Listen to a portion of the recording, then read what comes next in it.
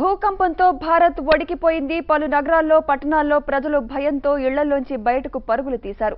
నేపాల్లోని ఖాట్మండుకు 83 కిలోమీటర్ల దూరంలోని ప్రదేశాన్ని భూకంప కేంద్రంగా గుర్తించారు. దీని ప్రభావంతో భారత్లోని పలు ప్రాంతాల్లో ప్రకంపనలు చోటు చేసుకున్నాయి. భూకంప తీవ్రత రెక్టర్ స్కేల్పై 7.4గా నమోదైంది.